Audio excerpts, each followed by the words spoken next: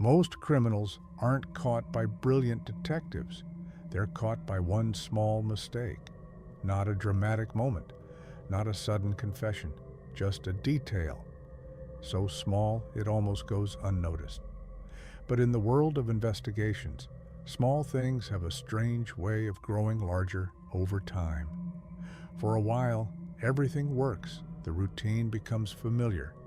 The risk begins to feel distant. What once felt dangerous slowly becomes ordinary. Movements become automatic. Decisions become quicker. Doubt begins to fade. Confidence grows slowly, not from intelligence, but from repetition. When the same action works once, it feels like luck. When it works twice, it feels like skill. But when it works again and again, it begins to feel like control. And that feeling can be dangerously convincing.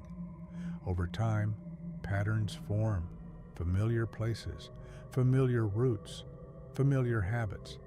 The mind begins to believe the system is perfect, that every detail has been considered, that nothing has been left behind. But perfection is an illusion. Every system has a weak point, and sometimes that weakness appears in the smallest moment. A hand moves too quickly, a door closes too loudly, an object slips from a pocket without notice. Something that should have stayed hidden suddenly exists in the open world, and that single detail begins a quiet transformation, because investigations rarely begin with certainty.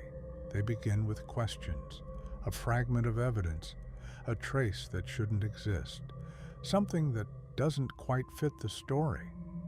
At first, it may seem meaningless, just another object, just another piece of material. But investigators are trained to look closer. They examine what others overlook. They follow what others ignore. And sometimes a single overlooked detail becomes the beginning of everything.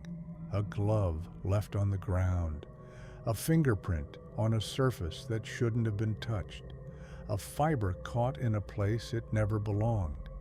Individually, these things mean very little, but together, they begin to form a pattern, and patterns are where stories begin to appear.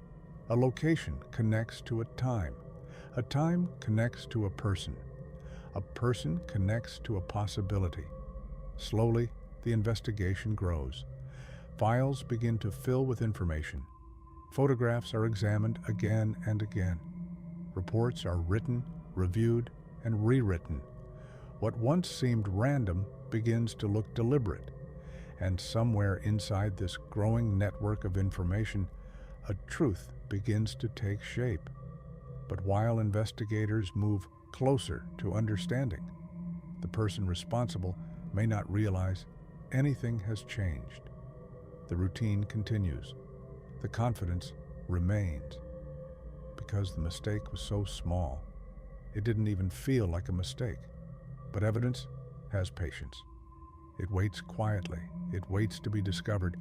And once it is discovered, it begins to speak. A trace becomes a clue. A clue becomes a connection. And that connection begins a chain reaction no one can stop. Investigators start asking different questions. Different names appear in reports. Different places suddenly become important. Bit by bit, the illusion of control begins to break apart. Eventually, the distance between the truth and the person responsible becomes smaller and smaller, until one day, the realization begins to form. Something is wrong. The silence surrounding the past is disappearing. People are asking questions. Doors are being knocked on, and the sense of control that once felt so certain begins to fade. Because the truth has a way of moving forward, even when someone tries to leave it behind.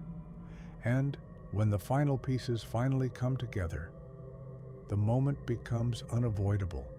The realization that everything began to fall apart long ago, not because of a brilliant plan, not because of a dramatic confession, but because somewhere in the past, A single detail was left behind, a moment so small it barely seemed important. And yet, that moment changed everything, because in the end, it only takes one mistake